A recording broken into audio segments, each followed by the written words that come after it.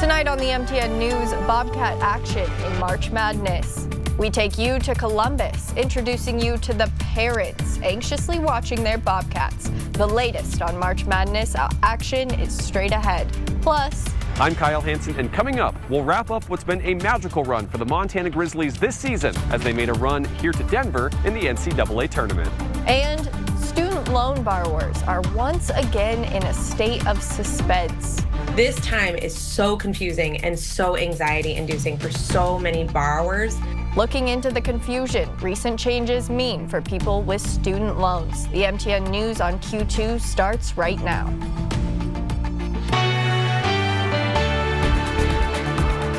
Good evening. Thanks for joining us a bit earlier in the evening on this Friday. I'm Hailey Monaco.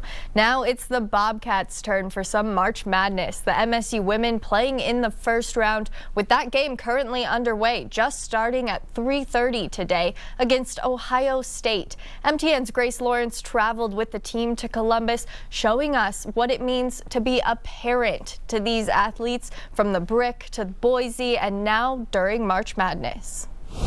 The 13 seed versus the 5 seed. The Buckeyes have home court advantage, undefeated on their home court this season, which is going to be a challenge for Montana State. But the Bobcats, the first 30-win team, not just in program history, but in conference history. And the backbones of these student athletes, what keeps them going day in and day out, is their family. And some made the trip to Columbus to watch their daughters play. And a pair of parents who have been around Montana State the past 5 years are Caitlin Martins, a graduate student guard from New Mexico who decided she would use her final year of eligibility this past off-season. After seeing the community gather around her following a tough injury during a Cat Grizz game last season, she knew she had to come back for one more year. It's kind of cool how God works, because that night she was just kind of overwhelmed by all the support that she saw in the stands. The person that yelled out, "We love you, KJ," "We love you, Caton." She really, the next day, immediately, she's like, "I'm coming back. I'm coming back. How can I leave this group? I'm coming back." And so, thankfully she did. And if she wouldn't have, she'd have passed up all this. This season, the Cats are outright regular season and conference tournament champions. The first 30-win team in Big Sky history, one that ranks first nationally in steals per game. The accolades go on for just how special this season is for the Cats. And for Martin, known as KJ by family and friends, it's all about having them along for the ride. Our family's our biggest support. You can tell each one of the girls, they rely really hard on their families, and the support that our families give us is just incredible, and we wouldn't be able to be here without them. When reflecting on signing day to now her second appearance in March Madness and a final run, it's been full circle. A kid from Silver City, New Mexico gets to shine on the biggest stage in her last collegiate season. I think that's the thing that makes us Proud of her. Yeah, because it's the naysayers, and everyone has those in our lives, and her just overcoming that. And that is awesome, because we know win or lose, she's still a champion. The whole team, the coaches. Every single one of them. Reporting in Columbus for MTN Sports, I'm Grace Lawrence. Well, the season came to a close for the Montana Grizzlies on Thursday morning here at Ball Arena in Denver as Montana fell to Wisconsin in the opening round of the NCAA tournament. But for Montana, there were plenty of highs throughout the season as they got back on top of the Big Sky and made history along the way. It's special, man. Special. Like I said, a lot of guys in the locker room have never done anything like this before, including myself. So just to be able to do it, it's just a good feeling. It feels like you participated in college athletics for a reason. It feels like you come to Missoula for a reason. It's just special. It wasn't the result wanted on Thursday, but there was still plenty to celebrate about the season the Grizz put together. Milestones fell, like head coach Travis DeCure becoming the program's all-time wins leader and fifth-year senior Brandon Whitney breaking all sorts of records, including the program's assists mark. This is why I came back for my 5th year. I dreamt of this when I I was a little kid. We had a great season. This is by far one of the best teams that I've been on since I've been at Montana. This will be a family forever. How hard we fight, this team been through a lot of adversity, not only just myself, but like down the line, all 16 had some type of adversity. So it was just us showing, we can fight through battles. We had a lot of close games, showing we had heart, so I think that's a team to be remembered. It was a group of unknowns before everything started that eventually turned into a force as one unit that brought the Grizzlies back a pair of trophies once again. I mean, it was great. I mean, like usually when you get a lot of transfers, it's hard to know who's going to be like good people, good, easy to talk to and all that, have big egos. I think we all put our egos aside and we wanted to win. That's how we got here. We didn't finish how we wanted to, but I'm so happy we made it here. Now it's on to building next year's team, with seniors gone and the transfer frenzy expected to be high once again around college basketball, meaning there could be a lot of new faces suiting up for the Grizzlies once again next season. I always believed that you replaced seniors with freshmen and you replace transfers with transfers because you're losing experience, and experience can't be replaced by 17, 18-year-old. And so the same thing has continued with us in the new age of the portal. We replace transfers with transfers. So if the guys that have eligibility, if they walk out the door, we'll go find some replacements. So the Grizzlies closed the season at 25-10 with this return trip to the NCAA tournament. And now it's full steam to the offseason as Montana gears up for next winter. Reporting one final time at Ball Arena in Denver, Colorado, Kyle Hansen, MTN Sports.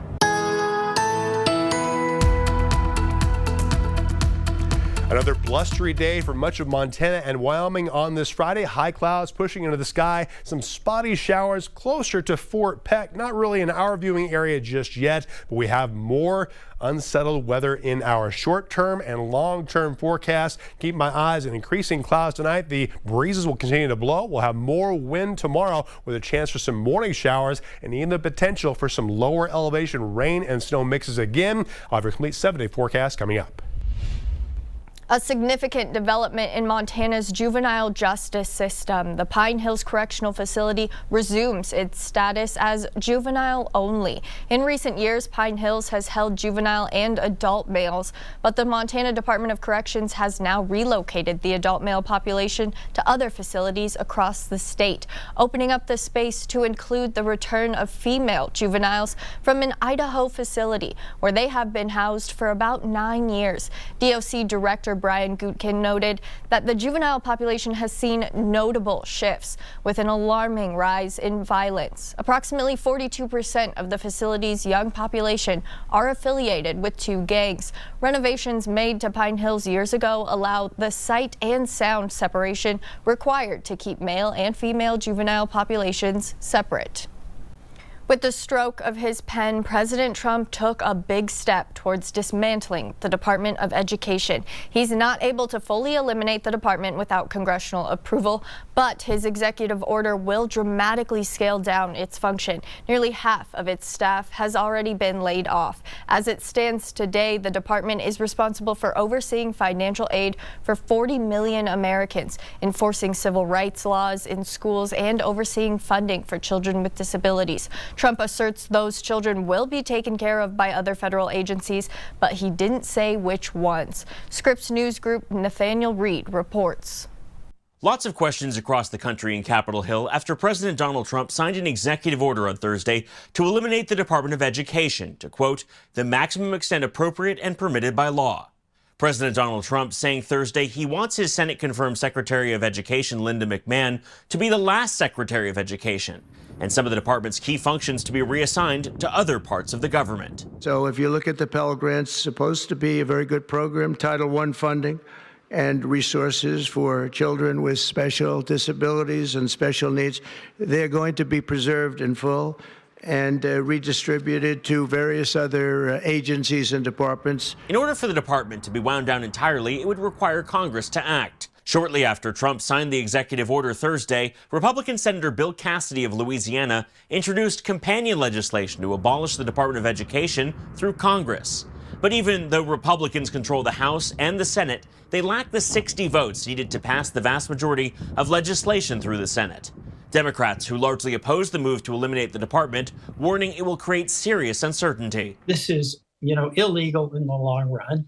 but damaging in the short and the long run because it creates so much uncertainty. It's also expected that this order could face serious pushback in the judicial branch. You may remember earlier this week, a federal judge ruled the Trump administration must restore large parts of the U.S. Agency for International Development, or USAID, after the administration tried to wind down that congressionally authorized agency by executive order earlier this year. There's a very real chance that the Department of Education could face a similar fate in the courts. Nathaniel Reed, Scripps News Group, Washington. Flights are resuming at London's Heathrow Airport after a fire shut down operations for most of the day today, forcing the cancellation of hundreds of flights to and from the U.S. The airport expects to be fully operational Saturday, though delays are expected to continue throughout the weekend. CBS's Ian Lee reports from London. The trouble started Thursday night. That's a biggie. When a fire engulfed an electrical substation, knocking out power to London's Heathrow Airport and stranding thousands of travelers like New Yorker Robin Autry. Everything's just up in the air. It's pretty stressful. And I'm worried about how much is it going to cost me to fix this. Justin McLean was flying to London from Boston. The pilot came on and said that some of us may have noticed the plane was turning around and not to be alarmed, but that London Heathrow was closed due to a fire. 120 planes turned back, while others closer to the British capital were diverted to nearby European cities. These college friends who spent their spring break in London are charting a new path back home. Like, we're flying to Minnesota, but our college is in Iowa. So, like, we're going to fly, like, to my house in Minnesota, and then we're going to drive back to school. Police aren't sure what caused the fire, but say there's no sign of foul play. Aviation experts say it could take several days to get Europe's busiest airport running smoothly again. If you think about the number of flights that come into London every day from Hong Kong, from Dubai, from LA, from New York, it's massive. Ian Lee, CBS News, London. We are learning new information about what led to the crash landing of a Delta jet in Toronto last month. You might remember the unbelievable video that was recorded by passengers as they escaped from the airline after it crashed, flipped, and caught fire. According to a preliminary report from Canada's Transportation Safety Board, investigators determined a landing gear support on the aircraft's right side fractured while the plane was attempting to land. The landing gear then retracted and the right wing broke, causing jet fuel to spray out, leading to the fire and explosions. Investigators also say the aircraft's alert system indicated a high rate of descent less than 3 seconds before touchdown. Investigators are determining exactly what happened. All 80 people aboard the Delta flight survived, but 21 were hospitalized. At least 2 lawsuits have been filed in the aftermath of the crash. Elon Musk's car company needs to make some repairs. More than 46,000 Tesla's Cybertruck vehicles are being recalled. According to the National Highway Traffic Safety Administration, the stainless steel exterior trim panel can detach and fall off the truck, causing a potential road hazard. This recall is for Cybertrucks built between November 2023 and last month. Owners of affected vehicles can have the rail assembly repaired for free.